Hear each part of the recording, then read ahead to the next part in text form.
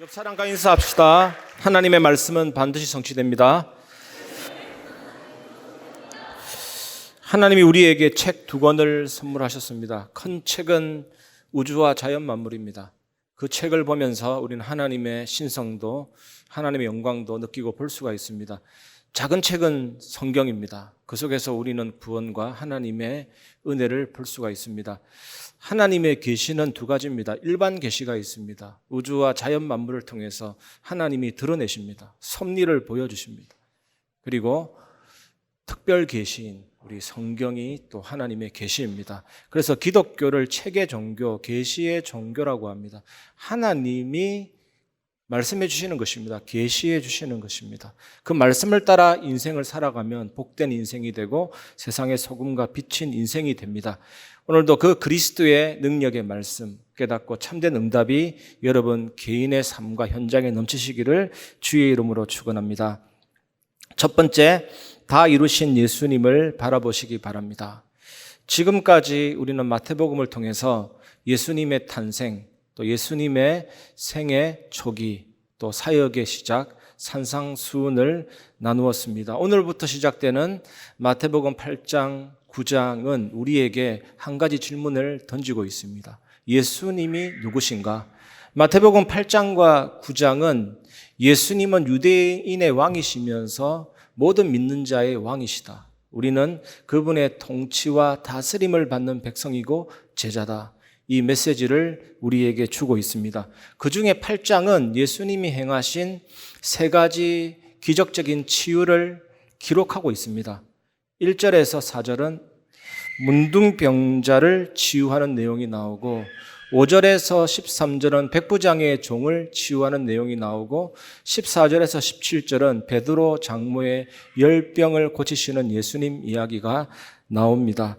이 말씀은 어떤 내용이냐면 천국이 우리 삶 가운데 이 땅에 침투해 들어오고 있다라는 뜻입니다. 오늘 여러분의 삶 속에도 하나님의 나라가 뚫고 들어오시기를 주의 이름으로 축원합니다. 이것이 기적이고 이것이 치유입니다. 마태복음 8장 1절 예수께서 산에서 내려오시니 수많은 무리가 따르니라. 지금 이 장면은 어떤 장면이냐면 산상수훈을 마치고 산에서 설교를 마치고 예수님이 내려오시는데 제자들만 있었던 것이 아닌가 봅니다. 수많은 무리들이 따라서 내려왔습니다. 근데 이 무리들의 특징은 제자로서 예수님께 삶을 드리고 헌신하는 사람들이 아닙니다. 예수님께로부터 나오는 신비적인 기적이나 뭔가를 얻기 위해서 따라다녔던 사람입니다. 제가 C.S. 루이스 얘기를 종종 하는데 C.S. 루이스가 쓴 스크루테이프의 편지 보면 고참 악마가 신참 악마한테 교육시키는 내용이 한 가지 나옵니다. 사람들은 속된 것에 순식간에 무너진다. 속된 것에 순식간에 무너진다. 예를 들면 배고픔 같은 거 하나로도 충분하다. 이렇게 기록되어 있거든요. 신앙이라는 것은 믿고 받드는 것을 말합니다. 그러면 기복신앙은 뭐냐면 복을 받기 위해서 믿고 받드는 것이기 때문에 기복신앙은 가짜 중에 가짜죠. 복을 받기 위해서 믿고 받드는 것은 절대로 세상에서 소금과 빛이 될 수 없습니다. 세상 사람들이 비웃습니다. 너나 나나 차이가 없구나. 그렇게 느끼는데 어떻게 빛과 소금이 될 수가 있습니까? 이 무리들은 속된 것에 완전히 무너져서 배고픔 해결하기 위해서 뭔가 얻기 위해서 예수님을 따라다녔기 때문에 나중에는 그것이 채워지지 않으니까 예수님을 배반하고 다 떠났습니다. 나중에 예수님 십자가에 못 박으라고 외쳤던 사람들이 바로 이 사람들입니다. 복음은 구원의 수단, 응답의 수단이 아닙니다. 예수 그리스도 그 자체이기 때문에 수단이 아니죠. 믿고 받들고 우리가 신앙하는 그 대상입니다. 전도와 선교도 상급을 위해서 하는 거 아닙니다. 신앙의 대상이고 믿고 받들어야 되는 우리의 생명을 걸고 따라가야 되는 그런 부분이잖아요. 저는 고신교단에서 태어나고 모태신앙으로 그렇게 쭉 자랐거든요. 제가 학생 때 빠졌던 우리가 했던 그 운동이 SFC라고 Student for Christ 학생신앙 운동. 그 학생신앙 운동에서 교육받았거든요. 아직까지 제 1조 그 신조가 가슴 깊이 남아있죠. 우리는 웨스트민스터 신앙 고백을 따르고 소교리 문답을 우리의 신조로 한다.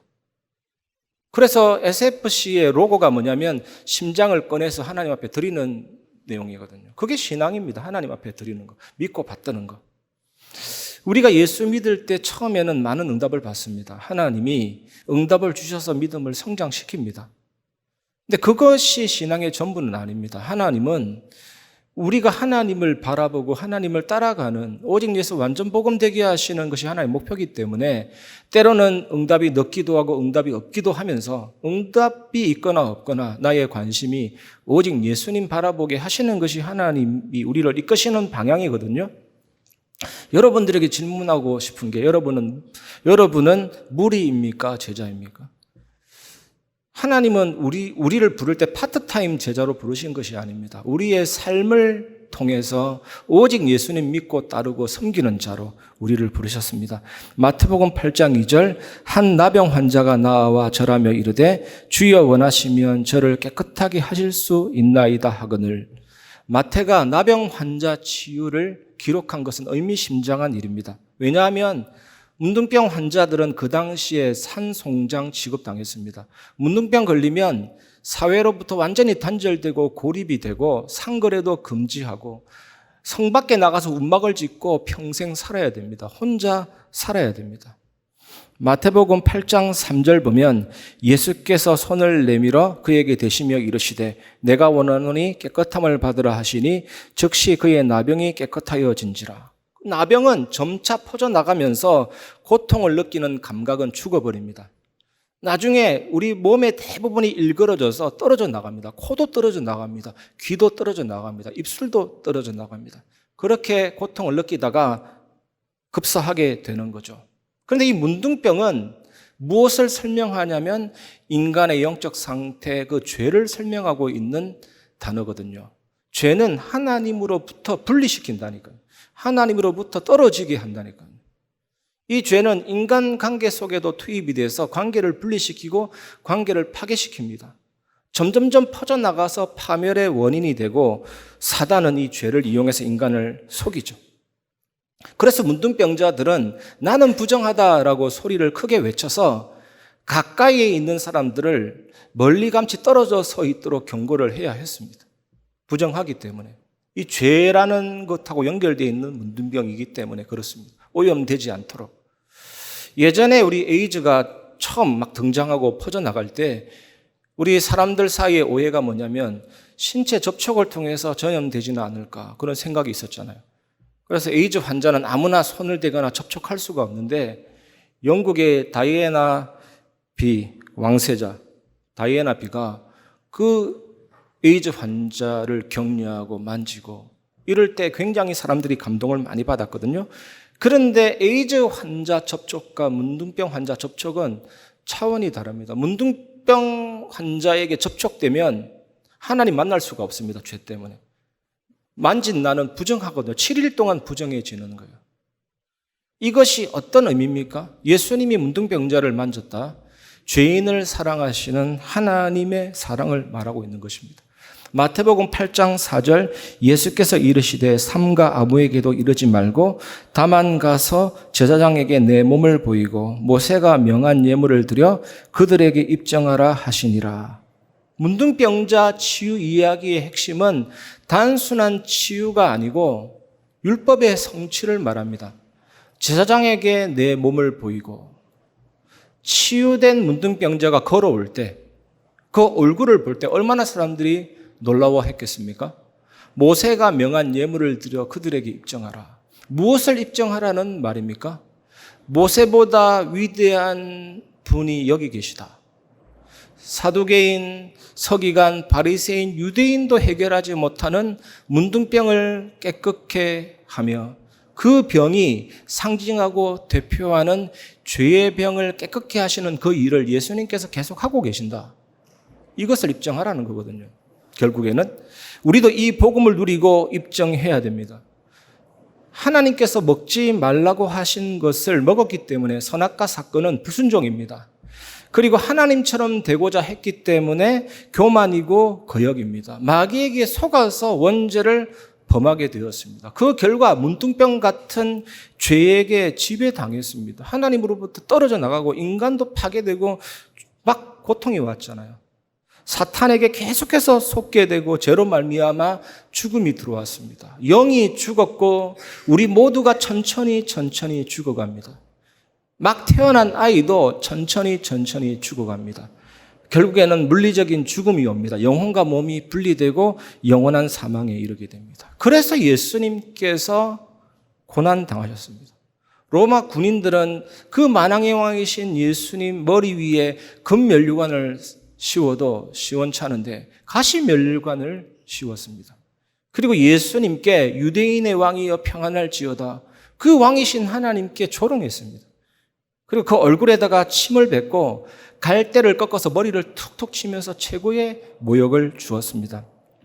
십자가형을 받은 죄인은 십자가를 지기 전에 못, 짐승의 뼈조각이 주렁주렁 매달린 채찍을 맞았다니까요. 그래서 몸이 약한 죄수들은 채찍 맞아서 많이 죽었습니다. 어떤 경우는 창자가 쏟아져 나왔습니다. 엎드려서 등에 맞으면 그대로 피고랑이 만들어집니다. 70kg 되는 십자가를 지고 비아 돌로로사 고난의 길을 가시다가 7번 쓰러지셨습니다. 정면으로 쓰러졌기 때문에 두개골과 갈비뼈이 골절되고 폐와 심장 사이에 혈액이 고이기 시작했습니다. 그 옆구리에 창을 찔렀잖아요. 폐와 심장을 감동해서. 그 속에 있는 물이 다 쏟아졌잖아요. 혈압이 떨어지고 소변 기능이 정지되고 피 3분의 1을 쏟고 신체 기능이 급격히 붕괴된 채 십자가에 매달리셨잖아요. 가슴 근육은 늘어지고 횡격막은 올라가고 흑하는 호흡이 안 되는 상황 가운데 6시간이나 고난당하고 죽으셨습니다. 팔길이 15cm나 늘어날 정도로 어깨가 탈골될 정도로 완전한 고난과 고통과 죽음을 당하셨습니다. 요한복음 19장 30절, 예수께서 신포도주를 받으신 후에 이르시되 다 이루었다 하시고 머리를 숙이니 영혼이 떠나가시니라. 율법의 성취, 율법의 요구를 다 이룬 것입니다. 말씀을 다 이룬 것입니다. 예수님은 하나님으로서 가지고 계신 그 의와 말씀을 다 이룬 그 의를 우리에게 주셨습니다. 나를 대신해서 형벌당하심으로 나의 모든 죄를 해결하시고 부활하심으로 사망과 사탄을 정복하셨습니다. 십자가에서 완전한 교환을 이루게 하셨습니다. 내 죄는 어디로 갔습니까? 여러분의 불의는 어디로 갔습니까? 여러분의 상처와 여러분의 약함과 여러분의 모든 실패는 어디로 갔습니까? 십자가로 갔습니다. 그 십자가에서 우리에게 치유와 은혜와 능력과 하늘의 축복을 다 주셨습니다. 그래서 이 십자가는, 다 이루신 십자가는 하나님의 은혜 중에 은혜입니다. 이 은혜를 여러분 기억하시기를 주의 이름으로 축원합니다. 여러분, 예수 그리스도를 바라보시기 바랍니다. 머리에 가시관을 씌셨습니다. 머리에서 쏟아지는 핏방울 한 방울 한 방울이 코로 들어가고 눈으로 들어가고 온 피가 얼굴을 다 감쌌죠. 그리고 못에 찔려서 아래로 찢겨지는 예수님의 손과 발을 보시기 바랍니다. 그곳에서 피가 막 샘솟죠. 살갗이 벗겨지고 근육이 방해된, 온몸이 피범벅이 된 예수님의 몸을 바라보시기 바랍니다. 다 이루었다 하시고 머리를 떨구신 예수 그리스도의 얼굴을 바라보시기 바랍니다. 그 핏방울 속에 하나님의 사랑과 그 하나님의 은혜와 하나님의 용서와 하나님의 치유와 하나님의 응답이 들어있습니다. 그 핏방울 한 방울 한 방울이 오늘 이 예배 시간에 여러분 영혼에도, 이 현장에도 가득 넘치게 될 줄 믿습니다. 그 은혜의 주님을 바라보시기를 주의 이름으로 축원합니다. 그리고 두 번째로 그리스도를 바라보는 자체가 치유요 응답입니다. 마태복음 8장 5절, 예수께서 가버나움에 들어가시니 한 백부장이 나와 간구하여. 가버나움은 예수님의 사역의 본부입니다. 산상수훈, 산에서 설교를 마치고 산에서 행했던 모든 사역을 마치고 예수님은 집으로 귀환하셨습니다. 그런데 그곳에 주둔하고 있던 백부장이 예수님의 치유에 관한 명성을 듣고 예수님 앞에 나오게 된 것입니다. 마태복음 8장 6절, 이르되 주여 내 하인이 중풍병으로 집에 누워 몹시 괴로워하나이다. 여기에서 중풍병이라고 하지만 소아마비나 뇌졸중을 말합니다. 어떤 경우이든 의학적 치료가 절대로 불가능한 상황인데 이 백부장이 주여라고 한 것은 일반적인 치유가 아니라 기적을 바라보고 있는 것입니다. 마태복음 8장 7절 이르시되 내가 가서 고쳐주리라. 백부장은 고쳐달라고 요청한 것은 아닙니다. 자기의 사정을 진실되게 다 아뢰었는데 예수님은 가서 고쳐주시겠다고 하십니다.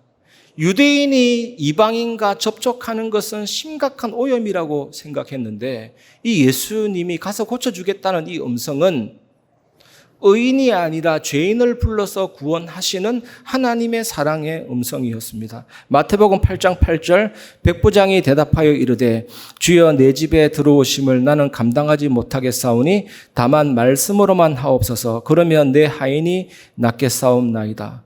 백부장이 예수님이 내 집에 들어오심을 감당하지 못하겠습니다 라는 이 말의 의미는 백부장은 엘리트입니다. 엘리트일수록 남을 배려하는 마음이 큽니다. 유대인이 이방인의 집에 방문하는 것은 굉장한 큰 부담이고 다른 사람의 평판을 못되게 들을 수 있는 상황이기 때문에 백부장이 예수님을 배려한 그런 말일 수도 있지만 하지만 이 본문의 핵심은 그게 아닙니다. 예수님의 능력에 대한 백부장의 신뢰와 확신입니다. 그는 권세 있는 예수님을 맞이할 자격이 없으므로 말씀만 해달라고 했던 것이거든요. 백부장의 믿음은 아무리 먼 거리에 있어도 지구 끝에 있어도 예수님 말씀 그 한마디면 충분히 치료가 가능합니다. 이걸 믿었던 거거든요. 이 엄청난 이 믿음은 문둥병 환자가 가졌던 믿음을 넘어서는 능가하는 믿음이었습니다. 여러분 오늘 이 말씀에 대한 믿음이 온전히 회복되시기를 주의 이름으로 축원합니다. 마태복음 8장 9절 나도 남의 수하에 있는 사람이요 내 아래에도 군사가 있으니 이더러 가라 하면 가고 저더러 오라 하면 오고 내 종더러 이것을 하라 하면 하나이다. 저번에 말씀드렸던 것처럼 고대 근동 지역에서는 노예나 낙이나 말하고 말 못하고의 차이이지 같은 것이다라는 생각이 있었거든요. 말은 말하는 사람의 권위와 권세가 담겨 있습니다. 이 노예는 주인에게 있어서 가축이나 물건에 불과하니까 그대로 주인의 말에 순종할 수밖에 없습니다. 이것은 상하관계가 분명한 군에서는 더더욱 분명해지게 됩니다. 항명 그 자체가 죄거든요. 평상시의 항명은 3년 이하의 징역 이렇더라고요. 전쟁 시에 항명을 할 경우에는 사형 아니면 무기징역. 백부장은 예수님께서 말씀으로 자신의 종을 충분히 고칠 수 있다라는 그 이유를 자기의 직분을 가지고 설명합니다. 명령 한마디에 이렇다 저렇다 할 수 있는데 천지를 창조하신 만왕의 왕이신 예수님 그 한마디면 충분하다. 이것을 지금 말하고 있는 것이죠. 백부장은 권세 있는 예수님의 그 말씀은 병을 치유할 능력이 있다. 이걸 믿고 있는 거거든요.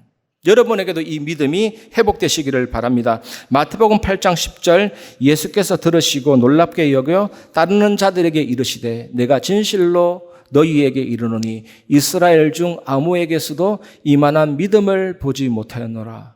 많은 사람이 치유를 목적으로 예수님께 나아갔지만 그러나 이 백부장은 하나님의 은혜로 본능적으로 권세자를 인지했죠. 이분이 권세자구나. 대담하게도 먼 거리에서 치유를 해달라고 요청했거든요. 백부장은 그 어느 유대인도 도달할 수 없는 수준의 믿음을 고백한 겁니다. 이 백부장은 예수님의 초자연적인 권세를 믿음으로 고백을 했는데 그 말 듣고 예수님이 크게 감동하신 거죠. 크게 감동하셔서 옆에 있는 사람들에게 감탄의 말을 하게 만들었습니다. 오늘 예수님이 하나님이 어떤 믿음을 기뻐하실까 한번 생각해 보시기 바랍니다. 말씀을 믿는 믿음이 온전히 여러분들에게 회복되시기를 주의 이름으로 축원합니다. 단순한 말씀이 아니잖아요. 하나님이 불러 모아서 주시는 말씀입니다. 마태복음 8장 13절 예수께서 백부장에게 이르시되 가라 내 믿음대로 될지어다 하시니 그 즉시 하인이 나으니라. 내 믿음대로 될지어다. 예수님께서 치유하고 귀신을 쫓아내면서 했던 다른 말들처럼 효력 있는 선포죠. 효과가 있습니다. 예수님이 말씀하시면. 이것을 수행적 언어라고 부릅니다. 단지 무언가를 바라는 정도가 아니라 그 일이 일어나게 만드는 거거든요. 하나님의 말씀은 이렇습니다. 말씀으로 천지가 창조되어졌습니다. 오늘 이 믿음이 여러분들에게 회복되시기 바랍니다. 예수님이 말씀하시는 그 즉시 백부장에게는 믿음이 생겼고, 예수님이 말씀이 떨어지는 그 시간과 그 종이 회복된 그 시간이 그대로 일치됐죠. 실시간으로, 동시적으로. 영적 명령에 몇 초의 오차도 없었습니다. 오늘 여러분들에게 이 그리스도의 말씀이 임해서 온전히 치료되고 회복되고 고쳐지고 만져지고 강건케 되는 시간 되시기를 주의 이름으로 축원합니다. 그런데 우리는 종종 이런 생각이 들 수가 있습니다. 나는 하나님의 능력의 말씀을 믿는데 왜 안 되냐? 응답을 기다리는데 지쳤다, 이런 생각이 들 수가 있죠. 그래서 우리에게 절대적으로 필요한 게 뭡니까? 십자가 복음의 능력입니다. 복음과 함께 언약의 말씀을 붙잡기를 주의 이름으로 축원합니다. 폴리카비라는 서머나 교회의 감독이 있었습니다. 감독이라는 말은 목사님이라고 할 수 있는데 서머나 교회의 감독. 사도들이 다 죽고 나서 그 다음 이어서 교회의 지도자가 된 분들이 속사도인데 폴리캅은 속사도 중에 한 분이거든요. 요한 사도의 제자입니다. 이 폴리캅이 사형을 당하는데 불을 피웠는데 그 상황 속에서 폴리캅이 뭐라 그랬냐면 이처럼 의미 있고 중요한 시대에 살게 하신 하나님께 감사를 드립니다 하면서 화형을 당했죠. 그런데 이 화형을 시켰는데 그 폴리캅을 태우는 불꽃 모양이 이상했습니다. 아치 모양으로 불꽃이 피워졌습니다. 폴리캅 주변으로 아치 모양으로 이렇게 퍼져 올라갔죠. 그런데 타지 않고 잘 익은 빵처럼 밝아지고 오히려 풀무불에 단련된 빛난 주석처럼요, 그냥 금빛처럼 얼굴의 형상이 나타나게 된 거예요. 그래서 화형당하는 그 상황 가운데 군사들이 창을 찔렀더니 오히려 그 피가 쏟아져서 그 불을 다 꺼버렸죠. 그렇게 순교를 했습니다. 이게 십자가 복음의 능력이거든요. 어떤 상황 가운데서도, 어떤 환경 가운데서도 하나님이 나에게 그런 힘을 주시면 우리는 충분히 기다리고 언약을 붙잡을 수 있는 여유와 평안함이 회복되게 되는 것입니다. 우리가 예수 그리스도를 믿을 때 성령께서 시공간을 초월해서 우리를 그리스도 속에 집어넣어 주신 거 아닙니까? 그래서 예수님이 2000년 전에 죽음을 당하실 때 우리도 같이 죽게 되어지는 일이 발생되어졌고, 예수님이 살아나셨을 때 우리도 같이 살아나는 일이 법적으로 발생되어졌거든요. 예수님의 죽음과 부활과 승천이 전부 다 나의 체험이 되고 나의 경험이 된 것이죠. 우리가 정말로 이 사실을 믿을 때 예수 그리스도의 죽음이 진액으로 생명으로 내게 흘러 들어와서 나의 가장 약한 인간의 본성을 죽여주시고 상처도 죽여주시고 낙심된 마음도 죽여주시고 절대 평안함과 지치지 않는 힘과 기다릴 수 있는 여유를 주셔서 어떤 시험도 어떤 환난도 어떤 위기도 통과케 하시는 것입니다. 우리가 아플 때, 연약할 때 제일 힘든 게 마음이 낙심되잖아요. 그래서 십자가 복음의 능력이 정말로 중요하고 그리스도의 말씀을 백부장처럼 붙잡는 그 힘이 중요합니다. 예수님께서 오늘 여러분들에게 그 은혜를 주실 줄 믿습니다. 이 축복 누리시기를 주의 이름으로 축원합니다. 성경에 보면 눈먼 자들이 치유되는 장면이 많이 나옵니다. 앞이 보이지 않는 사람인데 앞이 보이게 됩니다. 그런데 그 치유의 목적은 기복적인 이유가 아닙니다. 무엇을 가르쳐 줍니까? 예수님은 생명의 빛이다. 우리 육신의 치유도 다 그런 관점으로 봐야 됩니다. 예수 믿으면 병 낫는다, 예수님은 복 받는다가 아니라 예수님이 누구냐? 좀 전에 서론에 말씀드렸던 것처럼 예수님은 왕이십니다. 예수님은 그리스도십니다. 예수님 믿는 자체가 치유요, 기적이요, 응답이요, 하늘의 은혜입니다. 이번 한 주간 이 은혜와 이 믿음을 꼭 회복하시기를 주의 이름으로 축원합니다. 그리고 마지막으로 세 번째입니다. 하나님의 주권, 통치, 왕권 아래 살아가시기 바랍니다. 마태복음 8장 11절에서 12절, 또 너희에게 이르노니 동서로부터 많은 사람이 이르러 아브라함과 이삭과 야곱과 함께 천국에 앉으려니와 그 나라의 본자손들은 바깥 어두운 데 쫓겨나 거기서 울며 이를 갈게 되리라. 하나님의 백성은 이 땅 위에서 살지만 하나님의 주권, 하나님의 통치, 하나님의 다스림, 예수 그리스도의 왕권 아래 살아가게 됩니다. 천국에 앉는다는 것은 궁극적인 구원을 말합니다. 악인은 여기에서 배제됩니다. 하지만 예수 믿는 사람은 천국에 앉게 됩니다. 그 하나님 나라 안에서 빛을 발하는 그런 빛을 내게 되는 은혜를 누리게 됩니다. 아브라함과 이삭과 야곱과 함께 천국에 앉는다는 것은요, 천국에서 펼쳐지는 메시아 잔치를 말합니다. 얼마 전에 우리가 바비큐 파티 했듯이 천국에서 펼쳐지는 메시아 잔치. 그런데 유대인들은 뭐라고 생각한 줄 아십니까? 이방인들이 육적인 유대인이 되어야만 천국 잔치에 참여할 수 있다. 완전히 웃기지 않습니까? 모세오경에서 뽑아낸 하라, 하지 마라, 긍정과 부정 형태 613개조를 지켜야만 천국 잔치에 참여할 수 있다. 이렇게 알고 믿는 본나라의 자손들은 바깥 어두운 데 쫓겨나 거기에서 울며 이를 갈게 되는 것입니다. 우리가 받은 구원이 얼마나 중요합니까? 우리가 믿는 복음은 천국 복음입니다. 하나님 나라의 복음입니다. 그런데 아무나 그 나라에 들어갈 수 없죠. 우리의 죄가 해결이 되고 세상과 사단에서 빠져나와야 되기 때문에 예수님이 낮아지셨습니다. 어떻게 낮아지셨습니까? 말구유에서 태어나셨습니다. 나사렛이라는 촌동네에서 가난한 목수 아들로 30년을 보내셨습니다. 우리의 연약함을 채우기 위해서 갈릴리와 온 유다 땅에 예수님이 그리스도라는 사실을 딱 전가하셨죠. 그리고 갈보리 산에서 죽으셨습니다. 우리의 죄를 위해 죽으셨습니다. 그리고 이 무덤에 묻히시면서 가장 낮아지셨습니다. 왜 하나님이 무덤에 묻히셔야 됩니까? 우리 같은 인간이 묻혀야 될 그 무덤에 예수님이 묻히셨다니까요. 그만큼 낮아지셨습니다. 그런데 이것으로 끝이 아닙니다. 예수님은 높아지셨습니다. 죽은 지 3일 만에 부활하셨습니다. 이때 사망과 사탄의 권세, 그 안에 포함되어 있는 인생의 모든 문제를 정복하시고 부활하셨습니다. 이 정도로 높아지신 차원이 아니고 이제는 승천하셨습니다. 만왕의 왕의 취임식을 하셨습니다. 또 그보다 더 높아지셨습니다. 하나님 보좌 오른편에 앉으셨습니다. 하나님 우편에 앉으신 그분은 지금도 왕으로, 제사장으로, 선지자로 성령과 말씀으로 우리를 통치하십니다. 저와 여러분을 다스리고 교회 안과 교회 밖을 다스리고 온 우주와 천주 만물을 다스리고 사단과 사단에게 이용당하는 모든 환경과 사람들 정복하셨습니다. 통치하고 계십니다. 그리고 이 예수님은 우리의 죄를 완전히 사하셨고 구약의 모든 제사를 신약의 예배로 완성시켜서 우리에게 참된 자유와 예배의 축복을 주고 계십니다. 또 이 예수님은 하나님 만나는 길이 되시면서 영원한 생명의 말씀이 되십니다. 말씀 깨닫게 하시고 하나님과 함께하는 임마누엘의 축복을 우리에 주고 계십니다.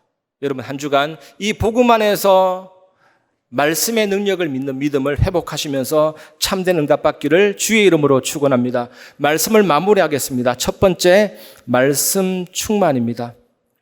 링컨이라는 대통령이 이런 말을 했더라고요. 성경을 늘 펴고 있으라. 그대의 천국 가는 길도 늘 펼쳐져 있을 것이다. 성공한 대통령의 말입니다. 하나님의 말씀이 이렇게 위대하다니까요. 존 워나메이커라는 백화점 왕도 내가 성공한 비밀은 어릴 때 아버지 벽돌 공장에서 아르바이트해서 2.75달러 주고 산 빨간 가죽의 덮개의 성경책이다. 세계 최초의 수식어가 가장 많이 붙었습니다. 백화점에 최초로 엑스컬레이터 건설한 분이고 푸드코드도 만든 분이고 엘드블룬을 띄워서 광고를 최초로 했던 분이고 최초라는 수식어가 가장 많이 붙은 분이 워나메이커죠. 이 사람이 성공했는데도 불구하고 성경 교육, 하나님 말씀의 교육이 얼마나 중요한지 주일학교 교사가 되어서 또 아이들을 키우고 그랬거든요. 말씀의 능력입니다. 이 말씀의 반석 위에 여러분이 서시기를 주의 이름으로 축원합니다. 두 번째 결론은 성령 충만함입니다. 말씀으로 충만하면 우리가 성령을 사용하는 것이 아니고 성령께서 우리를 사용하십니다. 그 능력과 권능을 주셔서 맡은 일에 모든 사역 가운데 하나님이 열매를 주십니다. 세 번째, 예배와 예배 전도입니다. 오순절 마가다락방에 120명이라는 소수의 인원이었는데 그곳에 불, 바람, 방언 같은 성령의 현존의 증거가 나타나니까 또 강력한 베드로 설교에 의해서 3,000군데의 말씀 운동이 일어났잖아요. 저는 이렇게 믿습니다. 여러분 거실에서 하나님 말씀을 묵상하는데 생명운동이, 여러분 직장에서 말씀 운동하는데 거기에서 교회가, 그게 성경적인 전도 운동이에요. 어려운 게 아닙니다. 학생들은 학교에서 기도하고 말씀 붙잡고 공부하는데 그곳에 성령의 역사가, 이런 바람이 불어서 불이 번지는 것처럼 그런 역사가 일어나게 될 줄 믿습니다. 그 축복 누리는 증인 되시기 바랍니다. 네 번째 결론은 성삼위 하나님의 비밀과 보좌의 축복입니다. 이 축복을 여러분들에게 주실 줄 믿습니다. 하나님이 완전하십니다. 하나님이 완전합니다. 하나님은 한 분이면서 세 위격이 있습니다.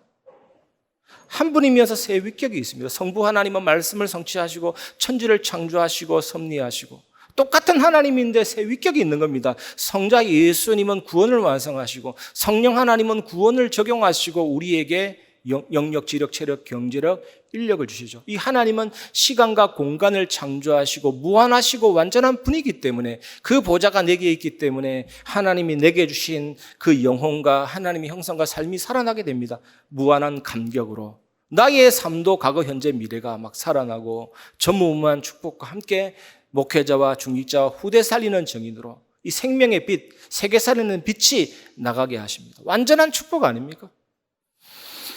그리고 이 하나님이 내 안에 계신 완전한 이 은혜를 누리기 시작하면 그게 믿음의 망대로서 든든하게 되는 거죠. 다니엘과 다니엘 세 친구들이 5 나라를 이어서 정치인하고 왕들을 살렸던 것처럼 그런 믿음의 든든한 망대, 기도 속에서 흑암의 망대가 무너지고 세계 살리는 빛이 나가게 되는 것입니다. 그리고 우리가 또 회복해야 될 것은 그리스도인이라는 단어 꼭 기억하십시오. 작은 예수, 크리스티아누스.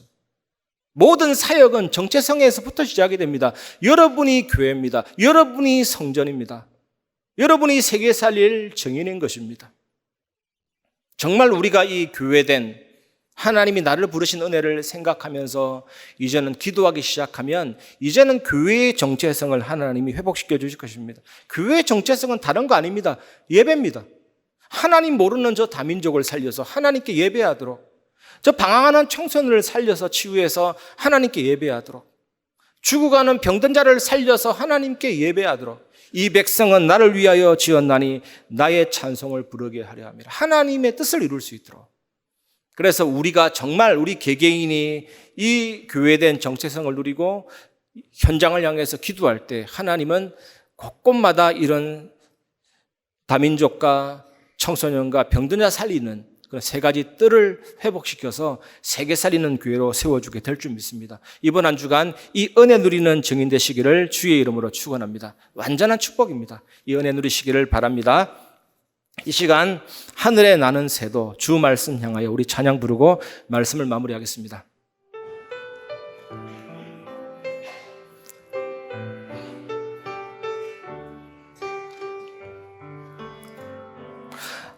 하늘에 나는 새도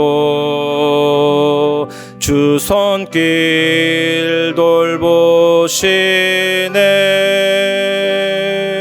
온 땅에 충만한 그 사랑으로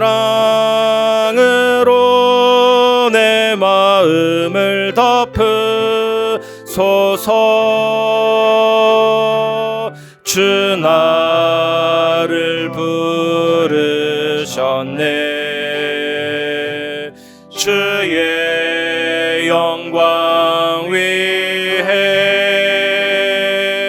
모든 사람 이끄소서. 주의 영광으로 주 말씀 향하여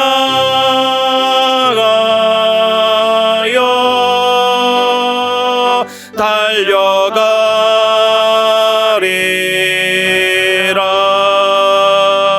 힘도 아닌 능도 아닌 오직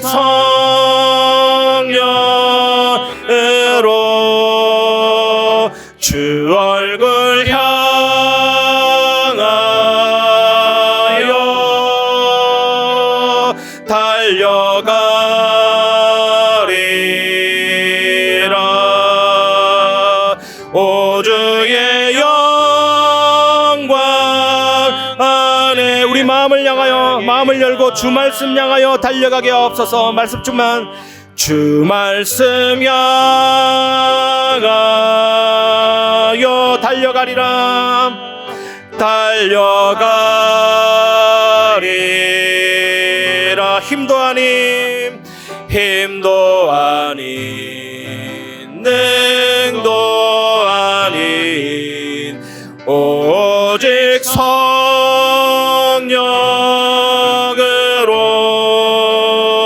주 얼굴 향하여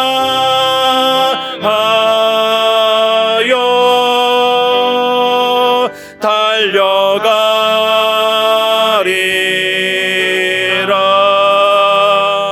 오 주의 영광 안에 살게 하소서.